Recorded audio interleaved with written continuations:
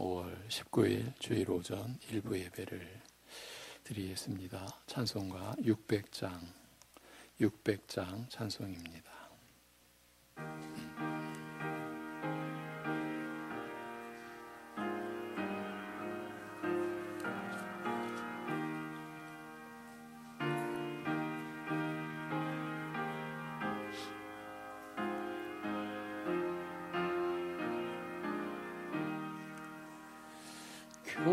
교회에 참된 터는 우리 주 예수라. 그 귀한 말씀 위에 이 교회 세웠네. 주 예수 강림하사 샀으니 땅 위의 모든 교회 주님의 신부라. 온 세계 모든 교회 한 몸을 이루어 한 주님 섬기면서 한 믿음 가지네. 한 이름 찬송하고 한 성경 읽으며 다 같은 소망 품고 늘 은혜 받도다. 땅 위의 모든 교회 주 안에 있어서 하늘의 성도들과 한 몸을 이루네.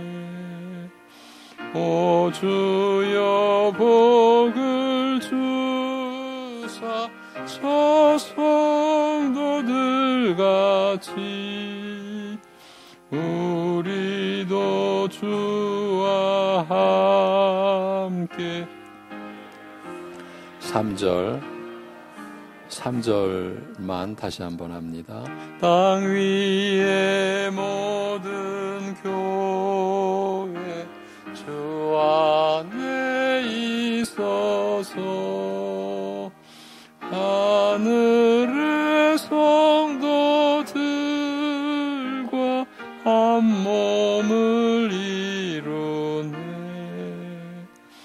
오 주여 복을 주사 저 성도들 같이 우리도 주와 함께 늘 살게 하소서.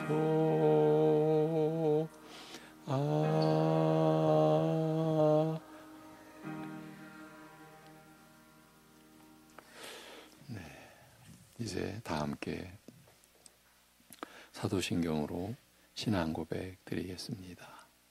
전능하사 천지를 만드신 하나님 아버지를 내가 믿사오며 그 외아들 우리 주 예수 그리스도를 믿사오니 이는 성령으로 잉태하사 동정녀 마리아에게 나시고 본디오 빌라도에게 고난을 받으사 십자가에 못 박혀 죽으시고 장사한 지 사흘 만에 죽은 자 가운데서 다시 살아나시며 하늘에 오르사 전능하신 하나님 우편에 앉아 계시다가 저리로서 산자와 죽은 자를 심판하러 오시리라.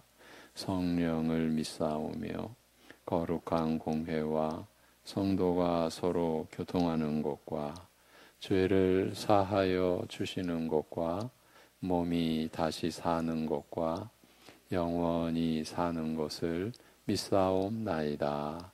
아멘.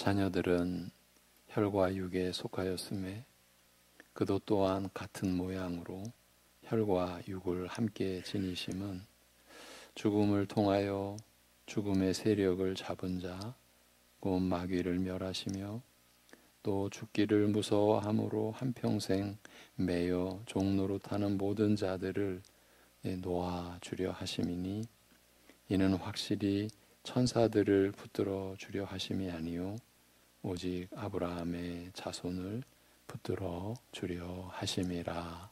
아멘.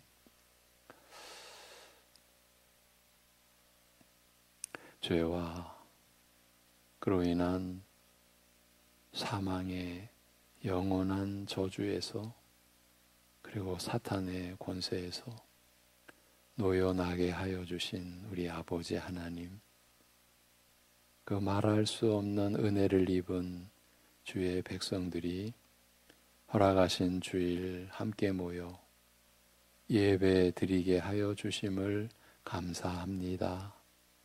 오직 우리 주 예수 그리스도의 이름과 그 은혜 베푸심만을, 그리고 성령의 역사하심과 인도하심만을 의지하여 예배 드릴 수 있도록 우리 각자의 마음을 친히 주장하여 주시옵소서.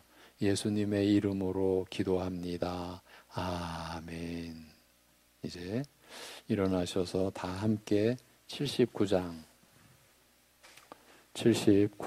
찬송 드립니다.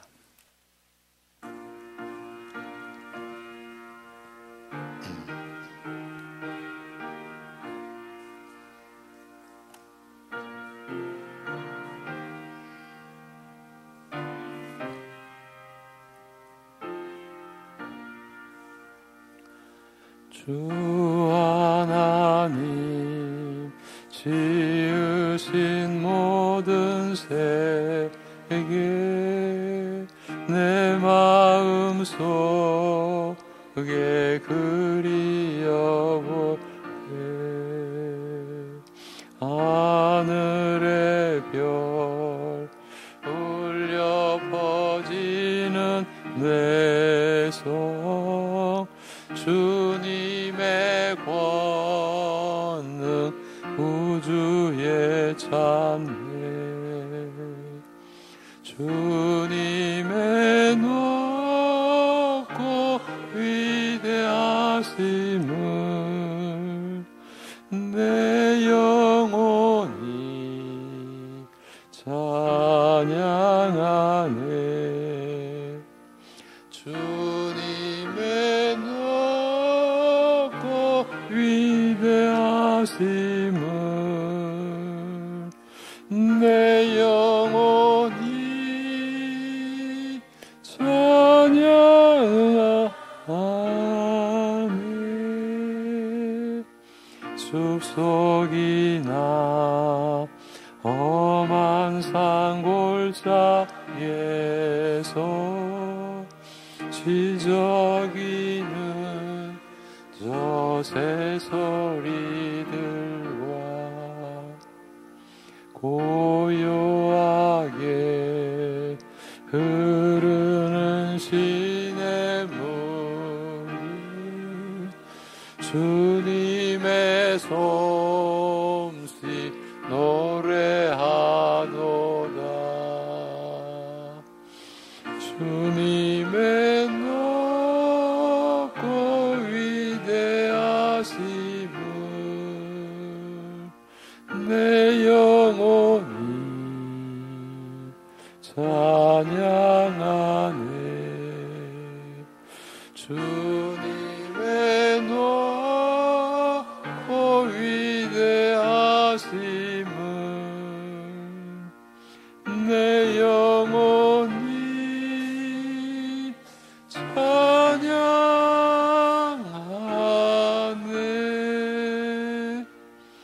주 하나님 독생자 아낌없이 우리를 위해 보내주셨네. 십자가에 피 흘려 죽으신 주, 내 모든 죄를 대속하셨네. 주님의 높고 위대하심을 내 영혼이 찬양하네. 주님의 높고 위대하심을 내 영혼이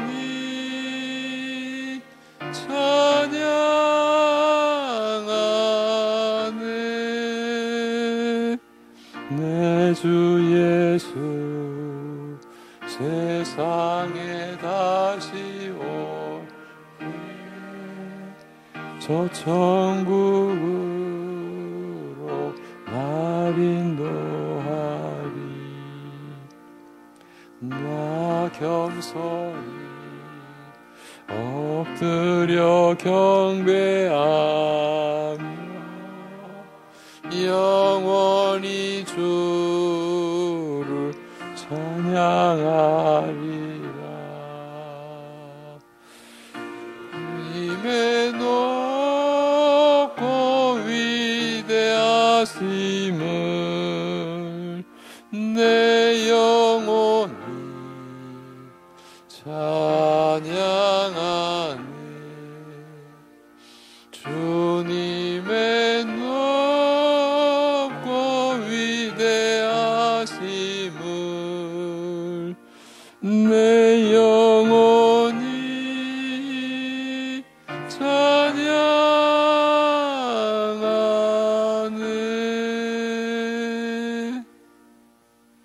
아멘. 교동문 72번 이사야 58장입니다. 내가 기뻐하는 금식은 흉악의 결박을 풀어주며 멍에의 줄을 끌어주며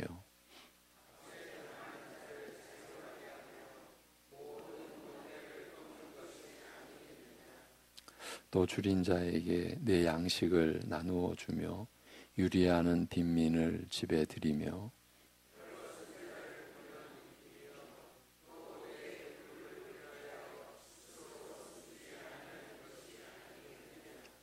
그리하면 내 빛이 새벽같이 비칠 것이며 내 치유가 급속할 것이며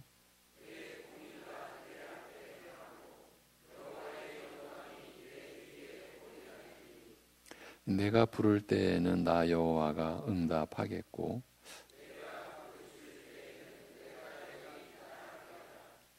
만일 내가 너희 중에서 멍에와 손가락질과 허망한 말을 제하여 버리고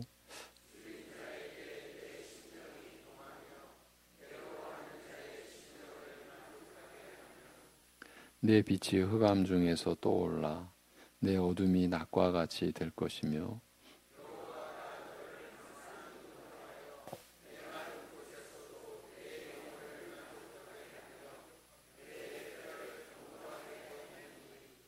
너는 물된 동상 같겠고 물이 끊어지지 아니하는 샘 같을 것이라.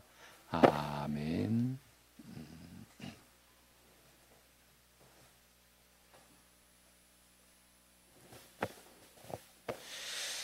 하나님 아버지, 한 주간도 이 세상을 살아갈 때에 하나님께서 그 손가락으로 만드신 하늘과 별들과 또 모든 것들을 바라볼 때에 좀 하나님께서 어떠하심을 저희의 마음속 깊은 곳으로부터 깨달아 알 수밖에 없사옵나이다. 그렇게 하나님을 아는 저희들이 하나님을 갈망하며 또 하나님을 사모하며 또 하나님을 예배드리기를 원하는 그러한 마음으로 한 주간을 기다리다가 또 이 날에 함께 모여서 하나님을 예배하오니 저희들이 온 마음을 다하여 드리는 이 예배를 하나님 홀로 받아 주시옵소서. 모든 것들이 하나님의 영광을 밝히 빛내며 하나님을 저희에게 알리고 있사올진대 오직 저희들도 하나님의 영광을 찬양하며 경배하며 빛낼 수 있도록 하여 주시옵소서. 저희의 마음속에 다른 것이 들어갈 여지가 무엇이 있겠사옵나이까. 이 세상의 많은 것들을 저희가 바라볼지라도 그 어떠한 것이 감히 하나님께 비할 바가 되겠습니까? 오직 정말로 하나님만을 저희의 마음에 두기를 원하고 또 그러하는 마음으로 정말 날마다 살아가고자 하오니 그러한 저희들의 영혼을 주님께서 붙들어 주시옵시고 오직 하나님 외에 다른 것을 향하지 않을 수 있도록 하여 주시옵시고 정말 우리의 삶이 정말 죽은 삶이 아니요 하나님을 향하여서 참으로 생명이 넘치며 역동적으로 살아갈 수 있는 그런 복된 삶이 될 수 있도록 은혜를 베풀어 주시옵소서. 또한 그렇게 살아가기를 원하는 저희들이 하나님의 말씀을 갈망하옵나이다. 말씀을 먹지 않고 그 마시지 않고 저희의 영혼이 어떻게 살아갈 수가 있겠사옵나이까. 저희의 그 굶주림을 목마름을 이 시간도 가득히 채워 주시옵시고 참으로 하나님의 말씀을 기뻐 들으며 정말 즐거이 받으며 마음에 새길 수 있는 저희들 될 수 있도록 하여 주시옵소서.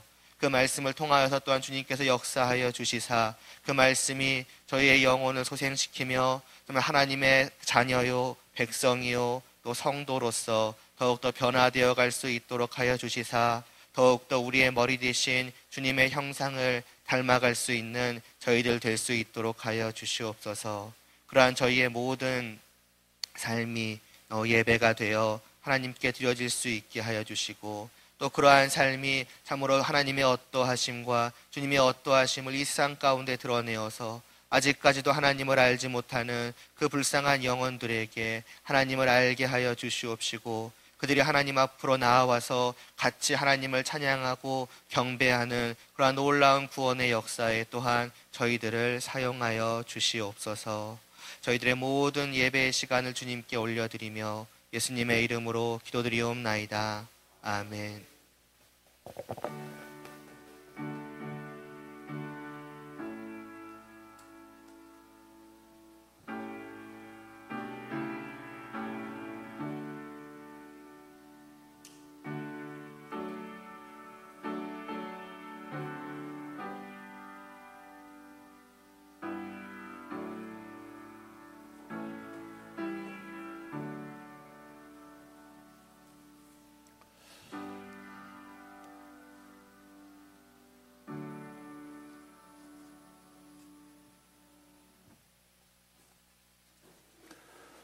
(286장) 찬송 드립니다. 286장.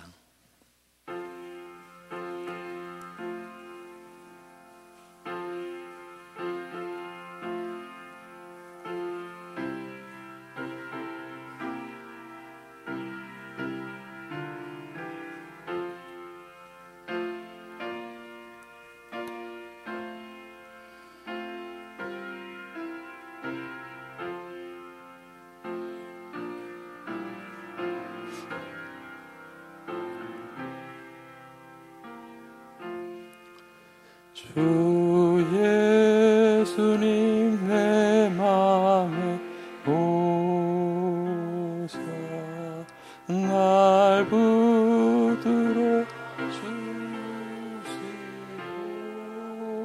주시고 내 마음에 새 힘을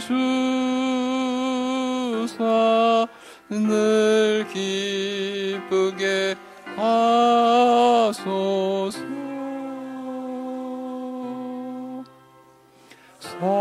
사랑의 주 사랑의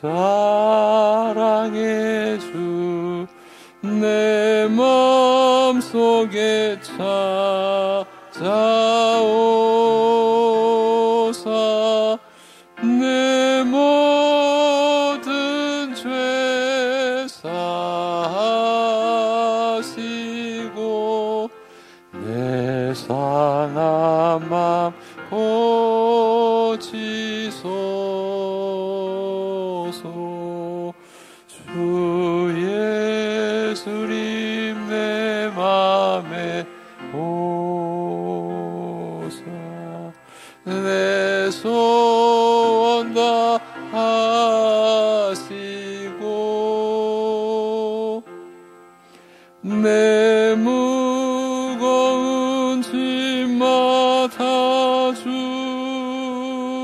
주사 참 평안을 주소서. 사랑의 주 사랑의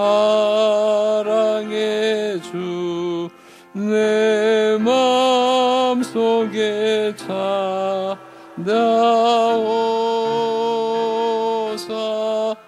내 모든 죄 사하시고 내 상한 맘 고치소서. 주 예수님 내 맘에 오사 날 정결케 하시고 그 은혜를 내 맘에 채워 늘 충만케 하소서.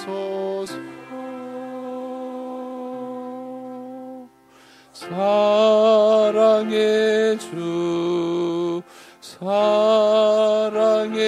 주 내 맘속에 찾아오사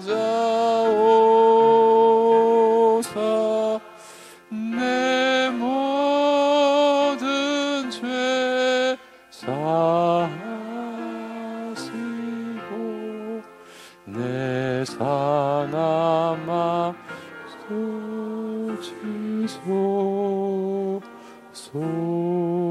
주 예수님 내 맘에 오사 내 길 인도하시고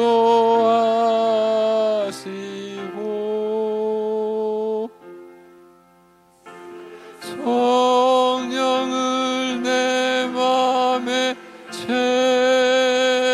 채워 늘 충만케 하소서.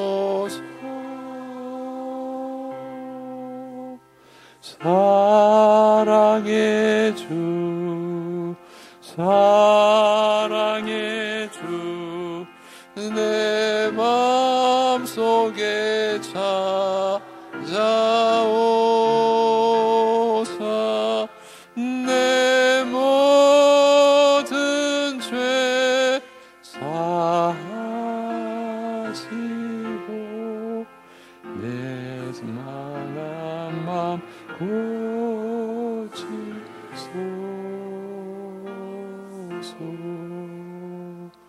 아멘.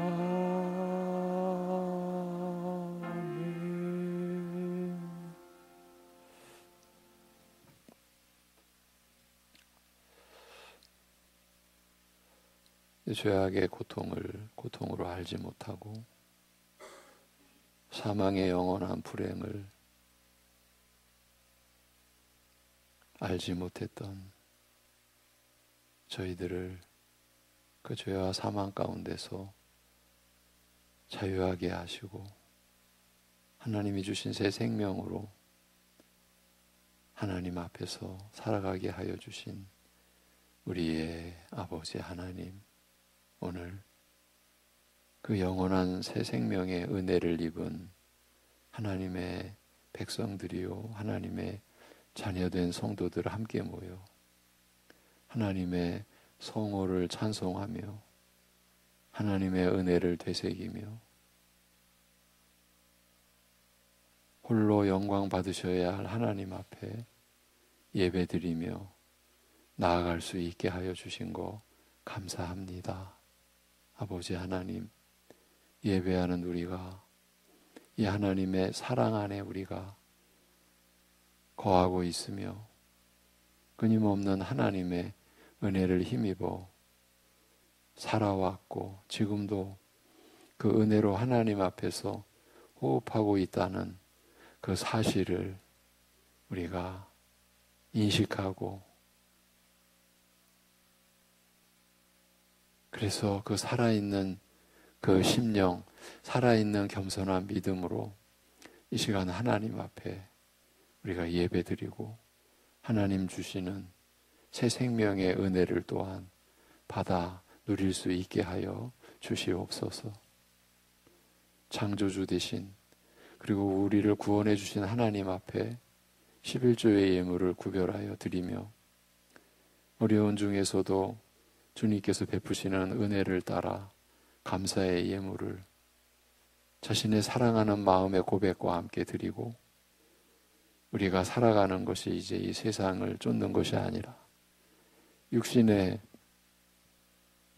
목적을 두고 사는 것이 아니라 하나님의 나라와 그의 의를 구하며 살게 하여 주신 뜻을 따라 오늘도 선교의 예물과 건축의 예물을 올려드리고 일용할 양식을 한순간 한순간 호흡하는 능력에서부터 우리가 주님의 뜻을 헤아리고 그래서 기도하고 주님의 은혜를 힘입어 살아갈 수 있는 영육간의 일용할 양식을 베풀어 주시는 은혜를 기억하고 성미와 주일 예물을 드리는 손길들 주님 붙잡아 주셔서 아버지 하나님 앞에 간구하오니 그 상한 마음 고쳐주시고 낙심하고 또 절망하고 또 두려움 속에 처했던 심령 씻어주시고 주님께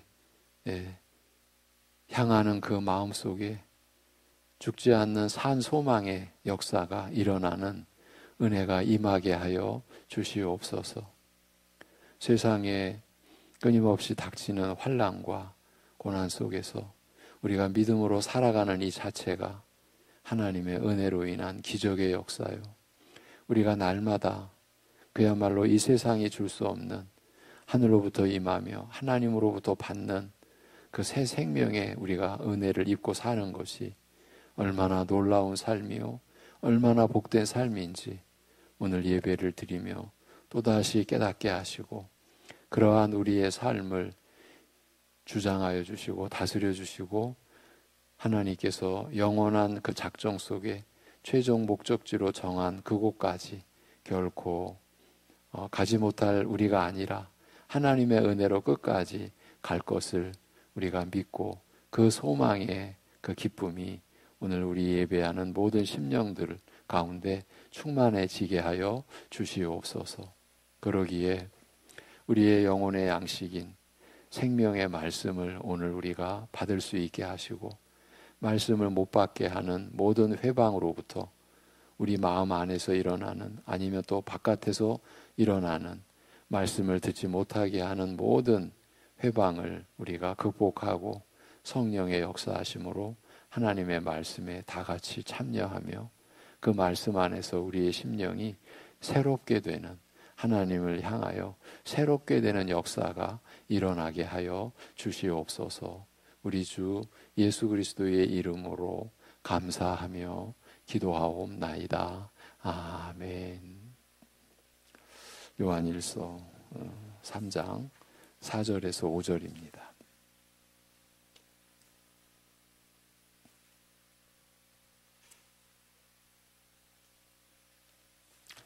요한일서 3장 4절에서 5절 되새길 사실 이 제목으로 요한일서 3장 4절 5절 오늘 본문입니다.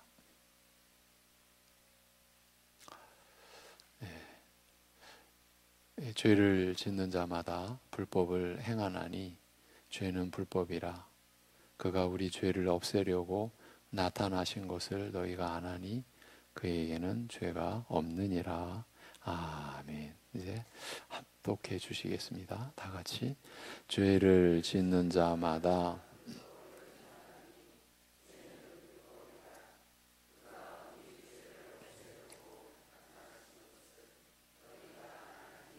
그에게는 죄가 없느니라.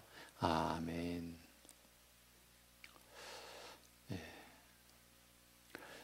지난 주일 보았던 3절에서 우리는 주님과 사귐을 갖는 하나님의 자녀된 자들의 특성에 대해 말씀하신 것을 들었습니다.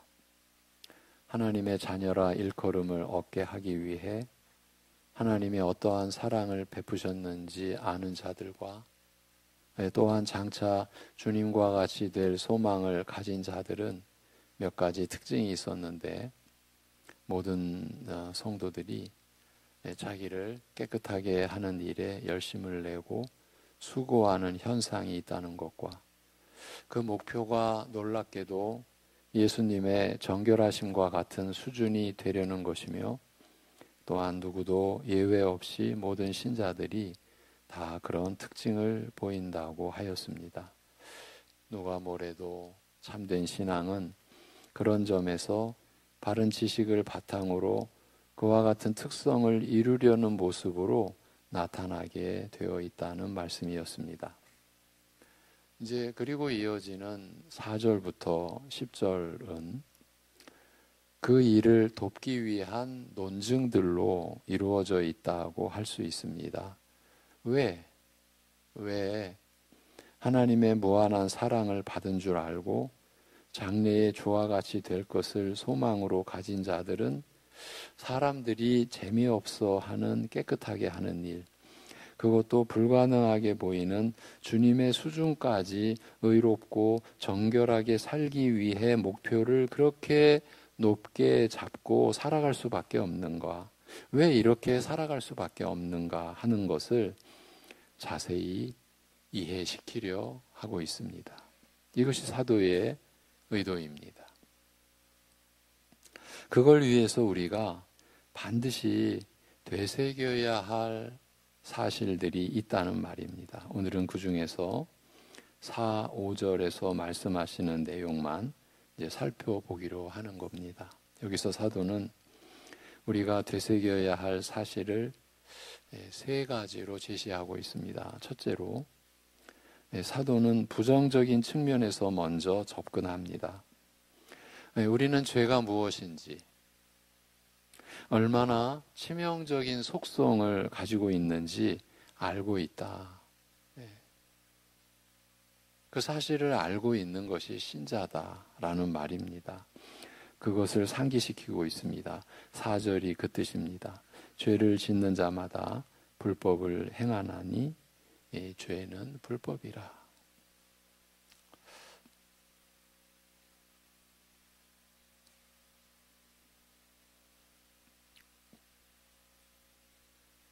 죄송합니다. 제가 지금 뭐를 잘못 만져가지고 저녁 예배 본문에 올라와 버렸습니다. 죄송합니다. 다시 세팅을 해야 될 것 같습니다.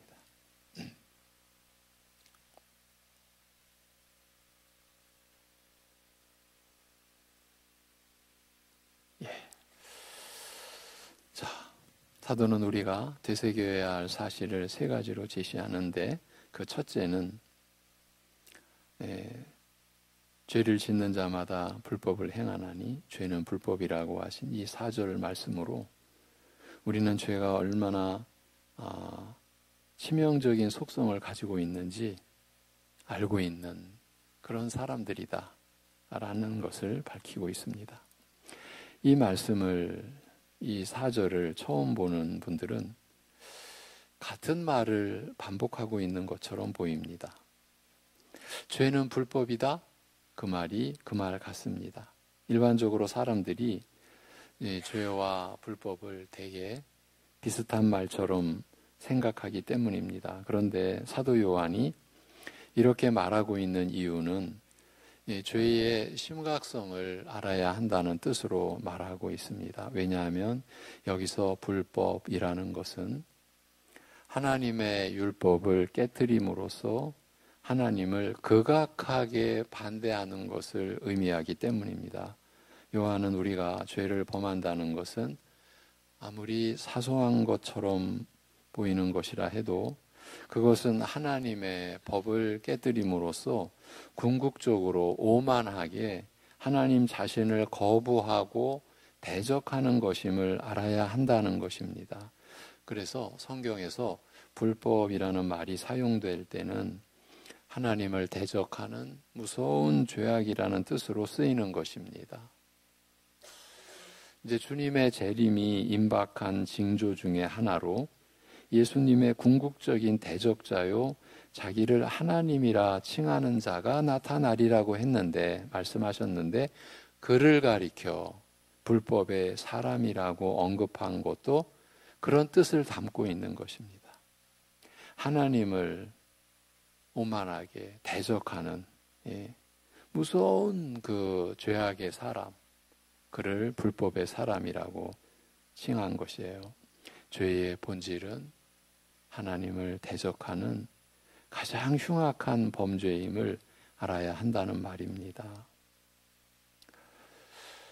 죄는 단지 사람이 즐기고 사람이 사람에게 거짓말하고 해를 끼치는 수준으로 끝나는 일이 아니고 아무리 사소한 것처럼 보이는 죄를 지었다고 해도 그 죄의 본질 자체는 하나님을 오만하게 대적하는 일이라는 말입니다.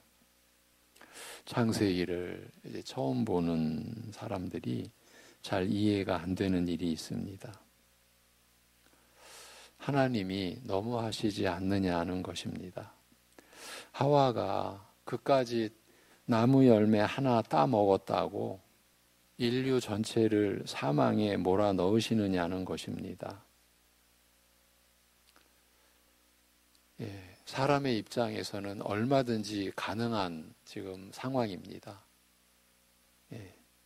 처음부터 그가 크게 나쁜 짓 한 것 같지도 않은데 그것도 남편한테도 좋은 마음으로 같이 먹자고 했는데 그걸 죽을 죄로 여겨 에덴 동산에서 추방시키고 다시는 들어오지 못하게 하곤 그들과 그 후손들에겐 모두 죽음의 형벌을 내리시느냐는 것입니다. 이건 너무 하시는 것 아니냐는 것이죠. 그렇지만 아닙니다. 그것은 나무 열매를 먹었냐 안 먹었냐 하는 그 행위 자체가 죽음을 부르는 일이라서가 아닙니다. 하나님께서 오직 그 열매만 먹지 않아야 한다고 법을 정해 놓으셨기 때문입니다. 그건 사람이 자기를 지으신 창조주 하나님이 자기 머리 위에 계시다는 것을 인정해야 하는 유일한 법령이었습니다. 그래서 열매를 먹는 순간 그는 하나님을 자기 위에 계신 분으로 인정하는 것을 거부한 결과를 일으킨 것입니다. 피조물 됨을 거부해버린 겁니다.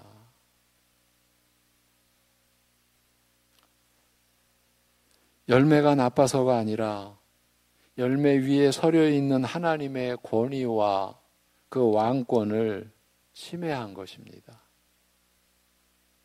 그래서 죄는 사람들이 보기에 아무리 사소하게 보이건 아니면 살인이나 간음처럼 크게 범죄한 것으로 보이건 상관없이 모두 다 하나님을 대적하는 오만한 인간의 행위라는 것입니다. 죄라는 것은 그와 같은 무서운 속성을 그 안에 감추고 있는 것입니다. 마귀가 그걸 보지 못하게 하와를 유혹했듯이 이제 뱀을 통해 우리는 마귀가 역사한 것으로 이해를 하죠. 그래서 마귀가 그걸 보지 못하게 무엇을? 그 죄의 그 비참하고 무서운 그 속성을 보지 못하게 하와를 유혹했듯이 지금도 죄의 무서움을 보지 못하게 하고 있는 겁니다. 가리고 있는 겁니다. 마귀가 하와에게 뭐라 그랬습니까? 먹어봐. 맛있어. 너희에게 유익해. 너희를 새롭게 만들어 줄 거야.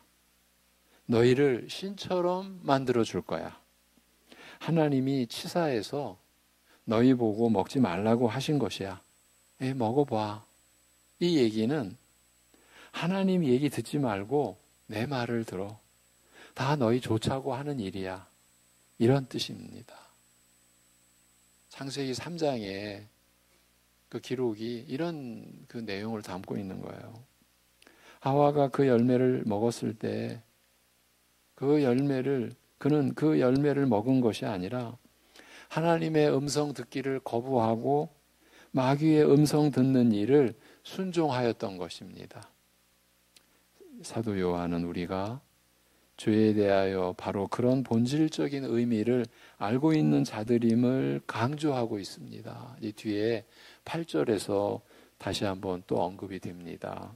우리는 죄의 문제를 이런 시각으로 이해하고 있어야 하는 자들이라는 말입니다. 죄의 문제를 이런 시각에서 직시하고 이와 같은 의미를 이해하고 해결해야 하는데 대부분의 사람들은 그렇지 않습니다. 죄를 가볍게 여기는 자들이 많습니다. 뭐 그 정도야 뭐 어때? 예. 여러분, 그 정도야 뭐 어때? 이게 사람들에게 어떻게 이제 전개가 되냐면 뭐 인생 뭐 있어? 이렇게 되는 거죠. 예. 그것은요, 하나님을 농락하는 거죠. 창조주 하나님을 완전히 배제시켜버리는 거예요. 이 세상에서. 뭐 인생 뭐 있어? 뭐 그 정도야 뭐 어때? 우리가 그런 죄악의 세상 속에서 살고 있습니다. 그러니 지금 주님을 닮아 우리 정결한 삶을 살자라고 하는 것이 이 세상에서는 있을 수 없는 얘기예요. 그 정도야 뭐 어때 하는 말이 마귀가 하와에게 했던 말인 줄 모르는 거죠. 오히려 죄를 농담거리로 만들어 버렸습니다. 곳곳에서 죄 지은 것을 자랑하는 말들이 죄 지은 것을 자랑하는 게 어떻게도 나타나느냐 하면은 얼마나 잘 가리느냐, 그것을 능력인 줄로 알아요. 죄를 가려버리는 거죠. 사라지는 게 아니라, 없어지는 게 아니라 죄를 가리고 그 죄를 누리는 것을 자기만의 능력인 줄로, 자기만이 누릴 수 있는 특권인 줄로까지 인간들은 아는 거죠. 그러면서 자랑질을 하는 거예요. 그런데 그 죄 지은 것을 자랑하는 말들이 무슨 문화라고 하는 것은 그 시대에 사람들이 살아가는 방식의 체계 전체를 문화라고 하잖아요. 근데 이 인간의 이 문화는 죄 지은 것을 자랑하는 것으로 채워지고 있는 거예요. 그리고 코미디니 무슨 뭐 성공이니 하는 포장지에 쌓여 넘쳐나고 있는 거예요. 뭐가? 죄 지은 것을 자랑하는 것들이. 심리학 같은 학계에서도 전에는 죄라고 했던 것들을 이제 죄라는 말은 싹 빼고 병이니 증상이니 하는 것들로 다 바꿔버렸습니다. 요즘은 누가 죄라고 지적하기만 하면 화를 낼 준비가 다 되어 있습니다. 그냥 묻어두고 덮어두고 편한 것만 하며 살자는 의도입니다. 굳이 어렵게 힘든 문제 파헤쳐서 긁어 붓으로 만들지 말고 예쁘게 색칠해서 담아두자고 합니다. 세상은 원래 그런 곳이지만 교회도 그렇게 하자는 말들이 많이 있습니다. 회칠한 무덤이라도 좋으니 죄를 깊이 건드리지 말자는 말입니다. 그런 생각에 사도는 정면으로 도전하고 있습니다. 지금 사도의 시대는 대략 2000년 전입니다. 그러면 2000년 뒤인 이 시대,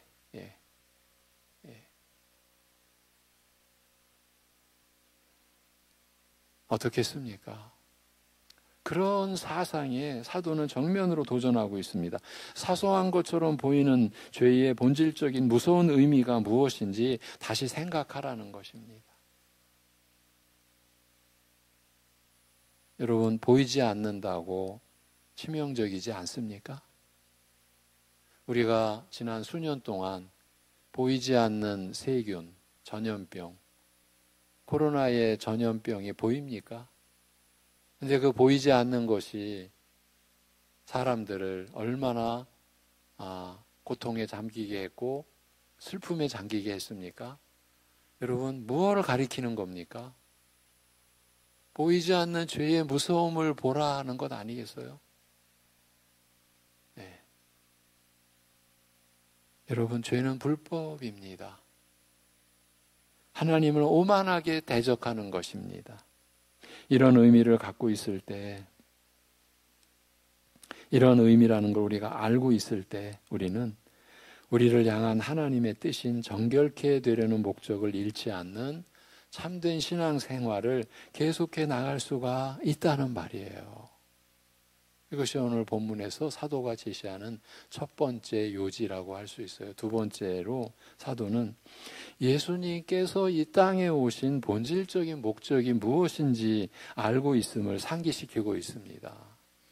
지금 이 요한 1서는 이러한 진리의 내용을 이미 알고 있다라는 것을 전제로 한 요한복음서를 기록한 사도 요한이 교회가 이미 알고 있다라는 것을 전제로 지금 이 서신을 기록해 가고 있는 거예요.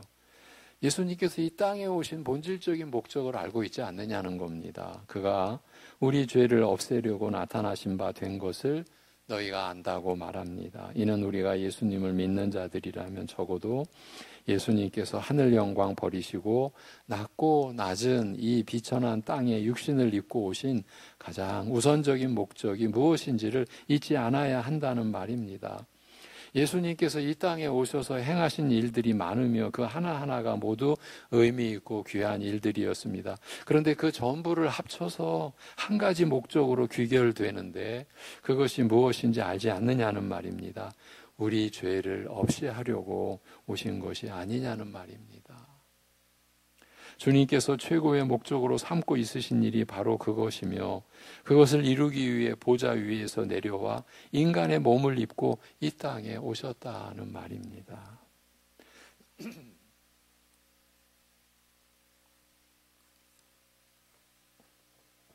이 점에 대한 지식이 우리의 신앙생활에서 죄사함의 은혜를 알고 그 은혜를 받는 것과 또 3절에서 얘기한 불가능한 목표인 그의 깨끗하심과 같이 자기를 깨끗하게 하는 것이 왜 우리 신앙생활의 목표가 되어야 하는지를 알려줍니다.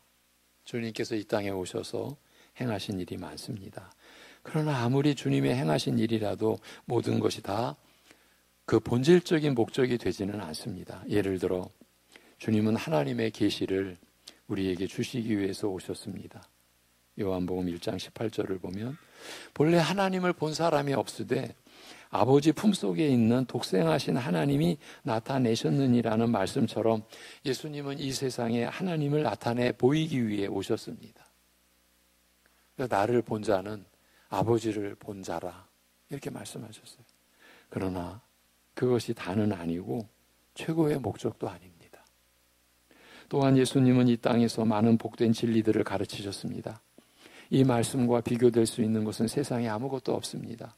그래서 모든 성도들은 이 말씀을 생명처럼 여기고 받아들일 준비가 되어 있어야 합니다. 여러분 혹시 여러 가지 이유로 못 먹는 그런 경험들 하신 적 있으시죠? 하루든 이틀이든 아니면 열흘이든 못 먹으면 못 삽니다. 우리 어르신들이 참 어르신들의 아픔이 입맛이 사라져가는 거예요. 여러분 그 아픔을 상상하실 수 있겠습니까? 젊으신 분들은?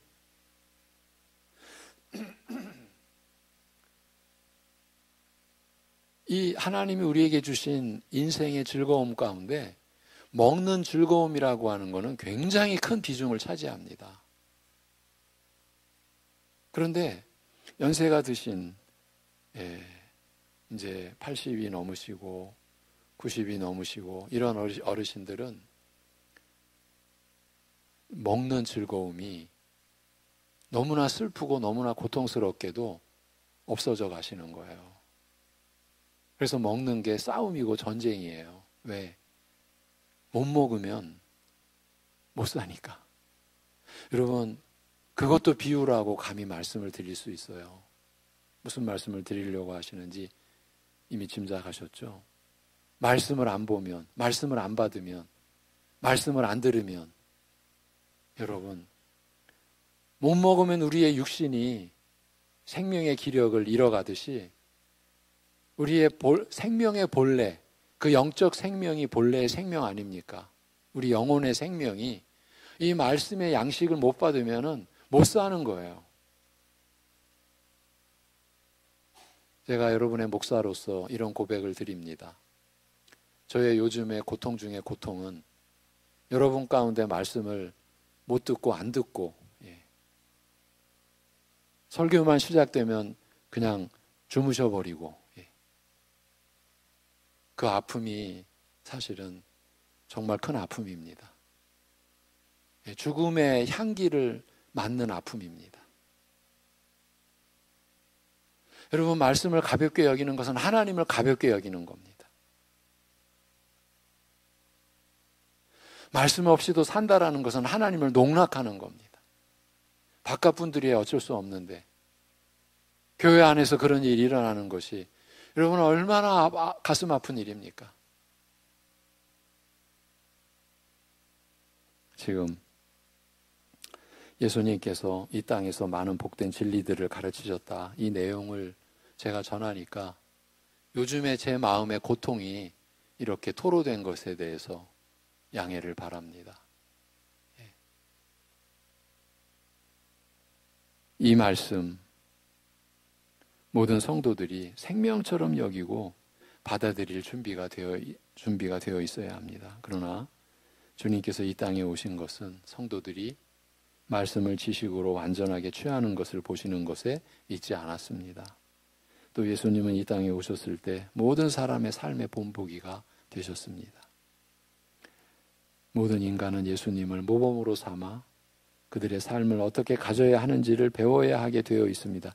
그러나 예수님이 이 땅에 오셨을 때는 사람의 모범이 되는 것을 최고의 목적으로 해서 오신 것이 아닙니다.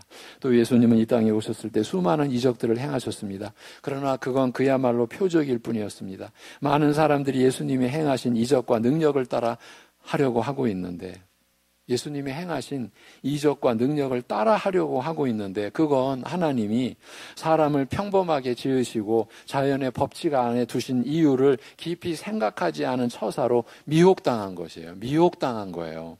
하나님께서 사람의 한계를 이토록 평범하게 두신 이유는 자기에게 주어진 그 창조의 질서의 한계 안에서 예수님을 믿고 그 안에서 기도하며 의지하는 지극히 일상적인 범위 안에서 하나님을 섬기게 의도하셨기 때문입니다. 그래서 신앙의 목적은 기도에서 신비한 일을 행하는 것이 될 수 없습니다. 그건 모두 이교도들이나 심령술사들이 하는 일입니다. 그리스도인들은 자기가 능력을 가질 필요가 없는 자들입니다. 주어진 한계 안에서 그것을 즐기고 넘어설 수 없는 한계 때문에 초월 영역에 계신 하나님께 의지하고 기도하며 주신 은혜로 평범한 인생을 바치는 것입니다. 그것이 최고인 것입니다.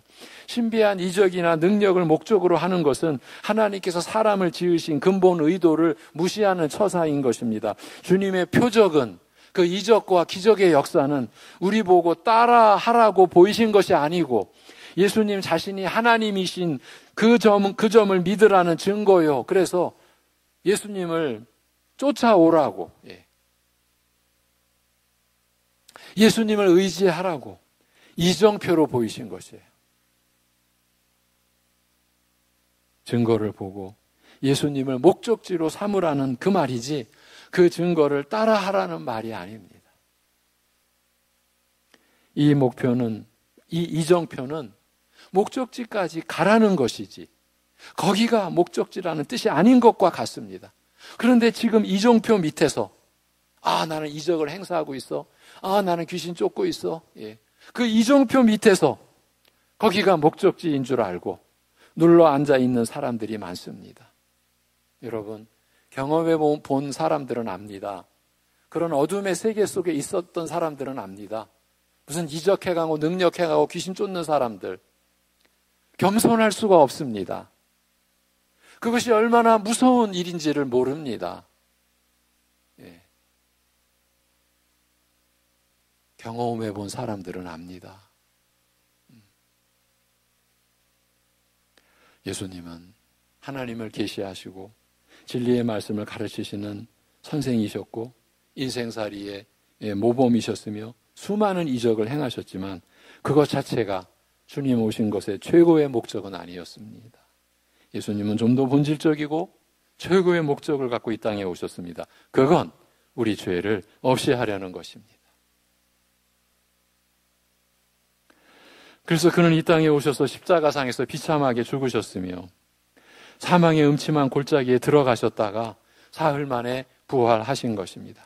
그것이 주님께서 이 땅에 오신 최고의 목적입니다. 다른 것은 다 그 일을 위한 부수적인 일이며 그 일에 있어야 하기 때문에 행하신 것입니다. 주님을 믿는다, 주님을 사귄다는 자들은 다 이 목적을 아는 자들이라는 말입니다. 그것이 본문의 말씀입니다. 사도는 우리에게 그 점을 상기시키고 있습니다. 우리가 그런 기본적인 사실을 잊지만 않는다면 우리의 신앙생활의 최고 목표가 그의 깨끗하심과 같이 자기를 깨끗하게 하는 이 일이 될 것을 알기 때문입니다.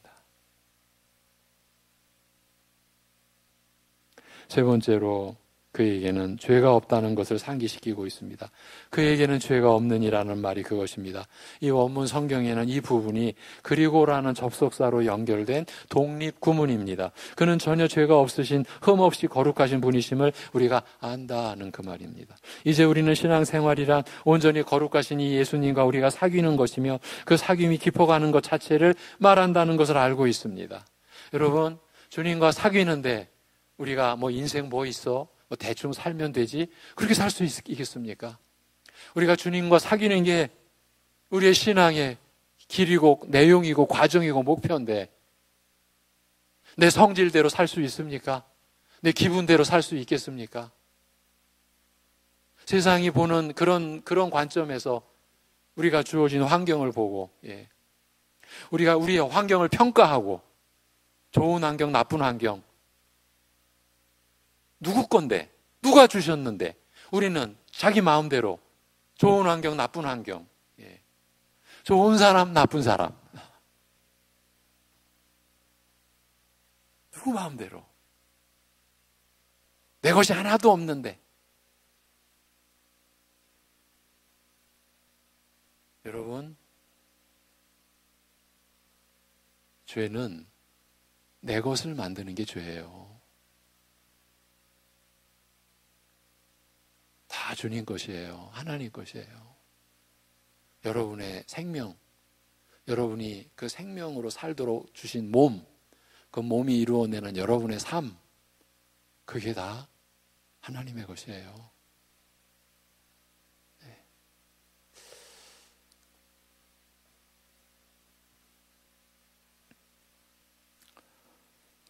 그래서 우리의 신앙생활이란 온전히 거룩하신 이 예수님과 우리가 사귀는 것이며 그 사귐의 깊이가 그 사귐이 깊어가는 것 자체를 말한다. 이것을 알고 우리가 알고 있다라는 거예요.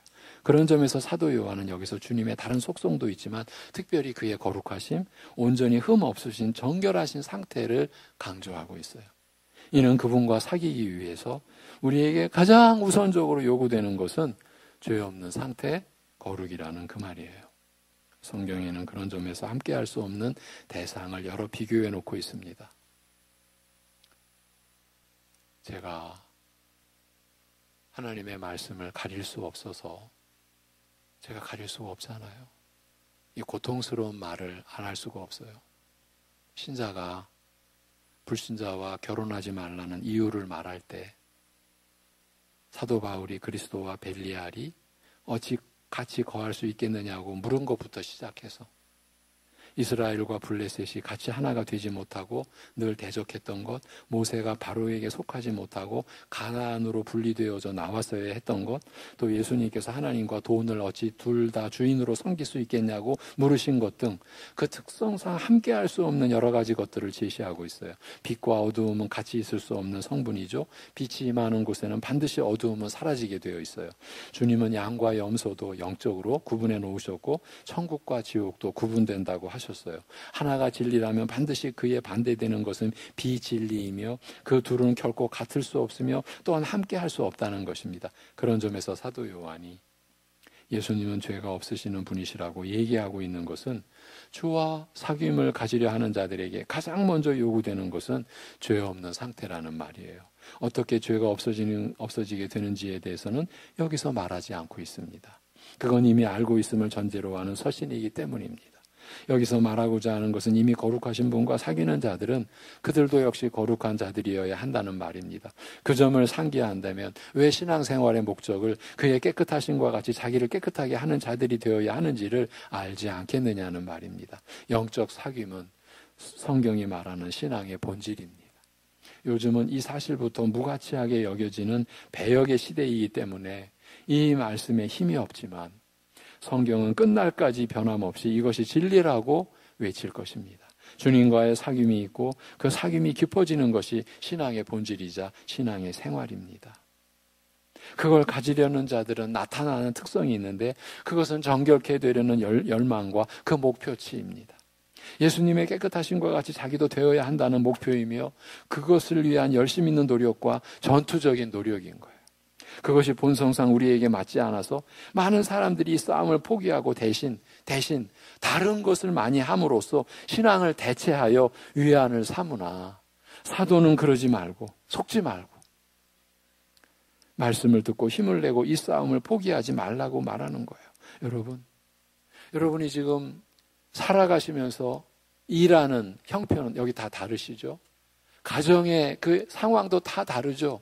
바로 그 가정 안에서 여러분이 일하면서 살고 계시는 그 환경 안에서 우리는 다른 사람들은 싸우지 않는 싸움을 싸우는 거예요. 일반적으로 사람들 어떻게 싸웁니까? 누가 더 힘을 많이 갖냐?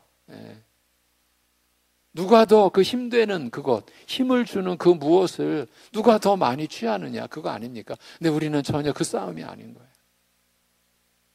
주님과 같이 내가 어떻게 이 상황에서 내가 정결할 수 있는가?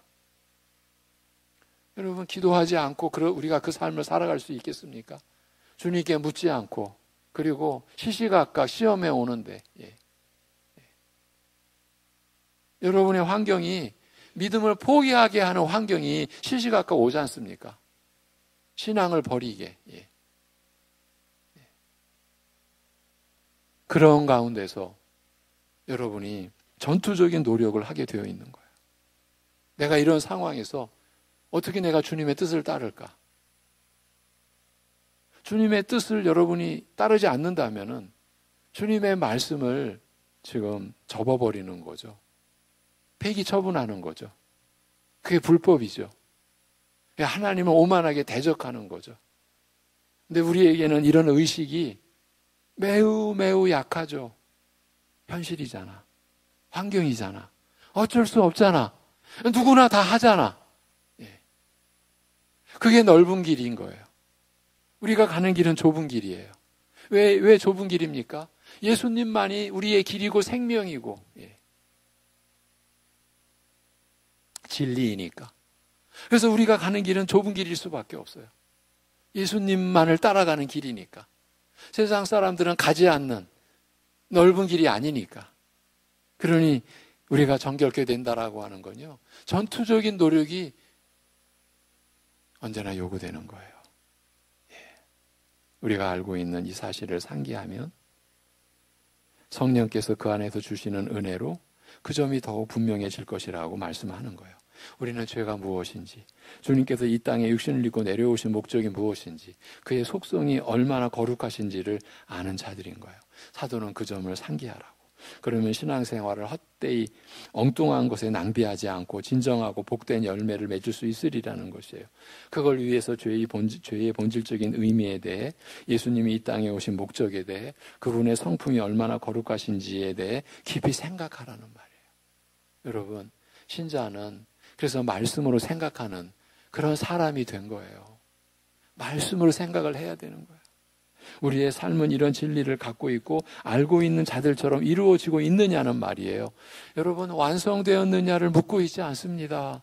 목적지에 도착했느냐를 묻고 있지 않습니다. 그런 진리를 본 사람들처럼, 그런 진리를 안고 품고 있는 사람들처럼 애쓰고 있느냐, 삶의 방향이 그 방향이냐라는 것입니다. 누가 뭐래도 성경이 말하는 이 싸움, 이 신앙을 포기하지 마십시오. 반드시 크신 복을 받았음을 확인하실 것입니다. 예, 여러분이 살아오시면서 여러 가지 이유로 육신적인 어떤 어려움이나 삶의 환경 속에서 여러분의 심장을 옥죄이는 그런 고통을 겪어온 분들이 여기 다 계시죠. 어떤 일로든지. 예. 그 근심, 걱정, 두려움, 절망, 그런 것들이 여러분의 심정, 여러분의 마음을 그냥 억누르고 옥죄이고 내 심장이 그냥 억눌려지고 내 가슴이 뜯어지는 것 같은, 뜯어져 나오는 것 같은 그런 근심, 염려, 걱정들을 겪으신 분들 여기 계시는데, 여러분, 지금 그런 우리가 육신의 생애 속에서 겪는 그런 아픔, 그런 고통이 지금 우리가 이러한 죄에 대한 이러한 말씀, 하나님의 말씀 우리가 가볍게 여기고 무시하고 살다가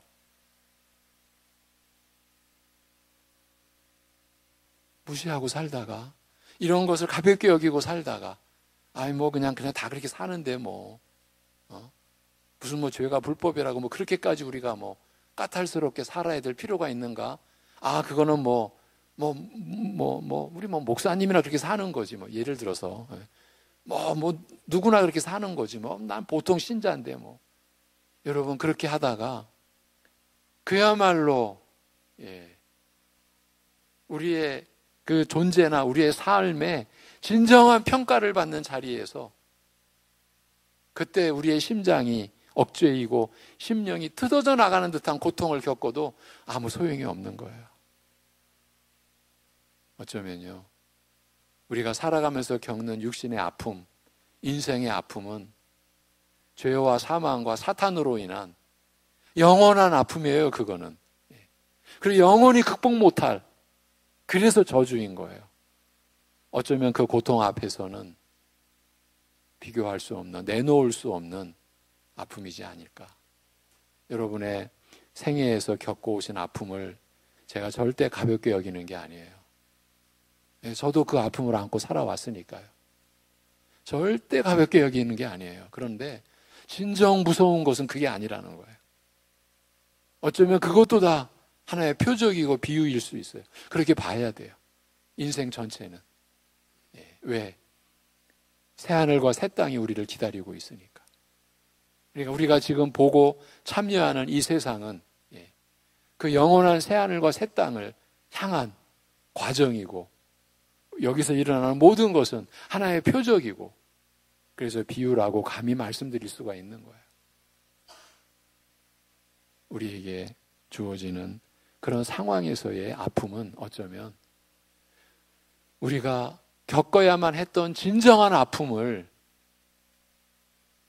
조금이나마 느끼도록, 감당하도록 허락하시고 그 죄를 없이 하려고, 그 영원한 사망의 저주를 없이 하려고 우리를 시험 들게 하는 사탄의 모든 계략에서 우리를 노임받게 해주신 그 예수 그리스도를, 그분을 붙잡으라고, 아니 그분이 너를 붙잡았으니 이제 내가 그분 안에 들어가라고 일러주시는, 말씀을 깨닫게 하시는 모든 도구가 여러분의 인생에서 겪는 아픔이 아닐까, 이런 생각도 전해드리면서 오늘 말씀을 마무리합니다.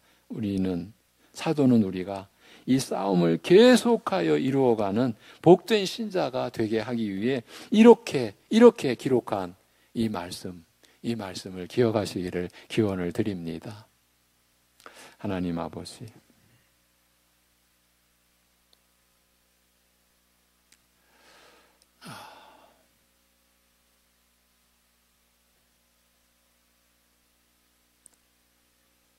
어떠한 상황에서도 하나님의 선하심과 인자하심을 우리가 붙들고 그 선하시고 인자하신 그 하나님을 의지할 수 있는 믿음을 선물로 내려주심에 감사합니다. 사랑하는 성도들, 지금 어떠한 상황에 있든지 전적으로 하나님께 모든 건 내어 맡기고, 지금 육신에 지금 이 안락을 위해서가 아니라 영원한 생명과 영원한 평강을 우리에게 약속하시고, 그 약속을 이루시기 위하여 우리를 사랑하셔서 아들을 죽이시기까지 하시고, 부활하신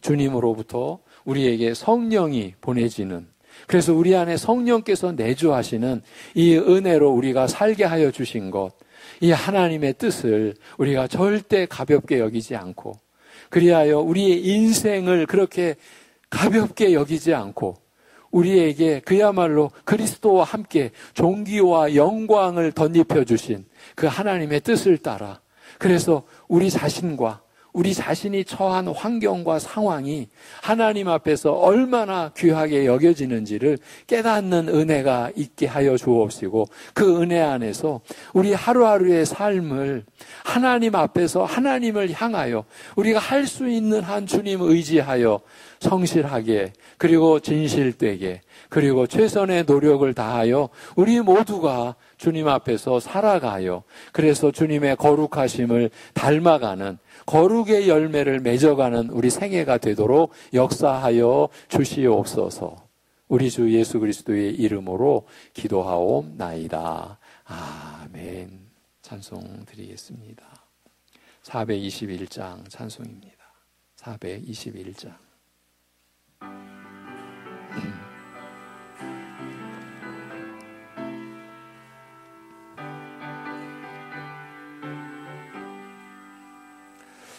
내가 예수 믿고서 죄 사함 받아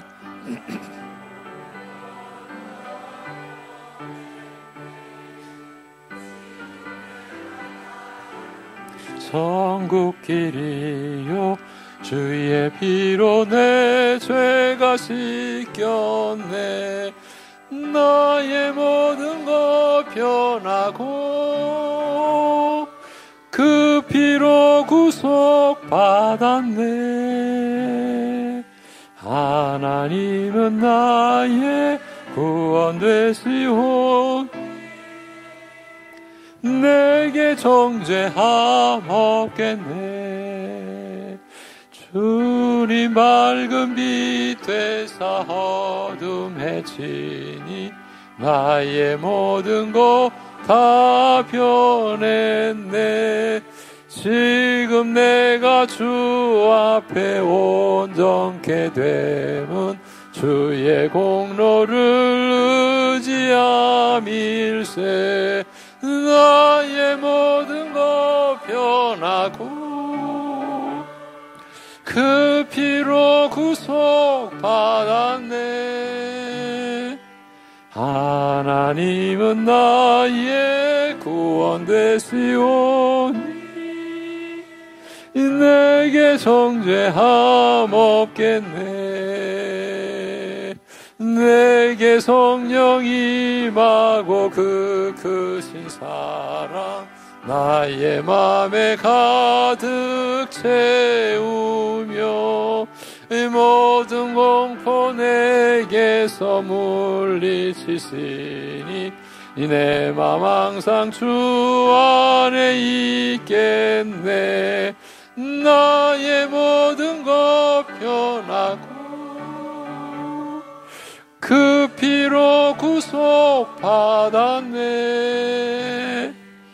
하나님은 나의 구원 되시오니 내게 정죄함 없겠네. 아멘. 교회 소식을 나눕니다. 오늘 저녁 이남전도의 헌신 예배로 드립니다. 2024년도 운영부서장을 별지와 같이 임명을 합니다. 오늘 교회가 주님의 이름으로 일꾼들을 이렇게 임명을 합니다. 여러분, 제가 수도 없이 여러분과 나눈 내용인데, 교회의 일꾼과 직분은 이게 계급이 아닙니다. 그냥 섬기는 일꾼이에요. 그 일꾼으로 섬길 분들을 제가 여러분이 갖고 있는 별지를 한번 일꾼들을 우리가 세우니까 한번 그냥 호명하는 곳으로 임명을 합니다. 예배 교제 담당은 지명아 장로님이시고요. 예배 안내부는 이혁재 안수 집사님이, 예배 안내는 허경자 권사님, 강단비화는 윤희애 집사님이, 찬양부는 김학수 안수 집사님이, 할렐루야 찬양대 대장으로는 김기환 안수 집사님, 미디어부는 우리 이삼열 집사님이, 새가족부는 신민철 권사님이, 친교부는 우리 강성호 안수 집사님과 이재왕 집사님이, 재정 담당은 김기현 장로님께서, 재정회계부는 남구석 안수 집사님이, 서기는 김성규 집사님, 회계는 권철호 안수 집사님이, 시설봉사 담당으로는 겸학삼 장로님, 시설관리부는 장진석 안수 집사님과 박지영 안수 집사님, 식당봉사부는 황영신 권사님, 이웃사랑부는 한정옥 집사님, 교육 선교 담당은 이찬재 장로님이, 교육부는 임성현 안수 집사님이, 유치부는 임정숙 권사님, 유초등부 홍민숙 권사님, 학생부 이영수 집사님, 청년부 임성현 안수 집사님이, 전도부는 노대령 안수 집사님, 국내 선교부는 주원평 안수 집사님, 국외 선교부는 박수현 집사님과 오사무엘 집사님이, 그리고 이건 이제 운영부서와 별개로 공동의회 서기로 김기현 장로님이, 재직회 서기로는 장진석 안수 집사님이 이렇게 섬기게 되었습니다. 앞서서 섬기는 일꾼들을 위해서 여러분 기도해 주시고 함께 섬기는 일에 함께 해 주시기를 바랍니다. 감사합니다. 2부 예배 후에 전도의 원례가 있습니다. 오늘 저녁 2부 예배는 이남전도의 헌신예배로 드리며, 이남전도의 헌신예배를 위한 찬양 연습이 주일 저녁 6시 1층 초등부실에서 있습니다. 유치부 교사를 모집합니다. 많은 관심과 기도를 부탁드립니다. 임정숙 부장권사님께 문의해 주시면 되겠고요. 할렐루야 찬양대에서 봉사하실 분들을 모집합니다. 찬양부를 담당하신 김항수 안수 집사님, 그리고 이제 오늘 찬양대 대장으로 김기환 안수 집사님에게 문의하시면 되겠습니다. 주일 차량 운행, 지난주에 첫 안내를 해드렸는데 언젠지를 여쭤보셔서 2부 예배 전후입니다. 주일 차량 운행 2부 예배 전후 봉사하실 분을 모집합니다. 교육자실로 문의해 주시고 이 모든 것에 관심과 기도를 함께 해 주시기 바랍니다. 한 장 넘기셔서 우리 서용봉 목사님이 섬기는 주사랑교회 개척교회입니다. 원미구에 위치해 있습니다. 함께 기도해 주시기를 바랍니다. 진리 안에서 사랑의 역사하는 우리 교회와 우리 모두의 가정을 위해서 하나님의 사랑 안에서 우리 민족과 나라가 지켜지고 하나님의 보호를 받는 것을 위해 기도해 주시길 바라고, 영육간의 연약한 교우들을 위해 끊임없이 함께 기도해 주시기를 바랍니다. 우리 로마서 6장 10절에서 11절 묵상 구절입니다. 우리 함께 읽고 제가 축도함으로 1부 예배를 마무리합니다. 준비되셨죠? 시작. 그가 죽으심은 죄에 대하여 단번에 죽으심이요 그가 살아계심은 하나님께 대하여 살아계심이니, 이와 같이 너희도 너희 자신을 죄에 대하여는 죽은 자요 그리스도 예수 안에서 하나님께 대하여는 살아있는 자로 여길지어다. 아멘. 로마서 6장 10절 11절이었습니다. 제가 축도하겠습니다.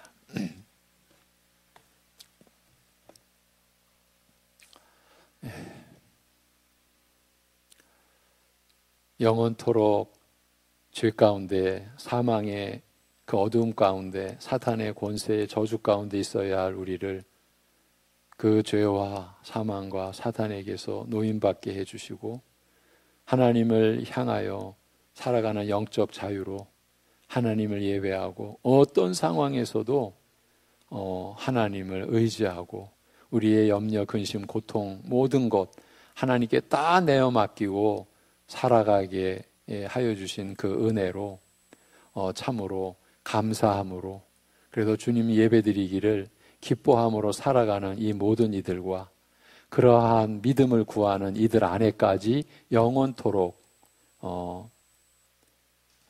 우리 주 예수 그리스도의 은혜와 아버지 하나님의 사랑하심과 성령님의 교통하심이 함께 하시기를 주님의 이름으로 축원하옵나이다.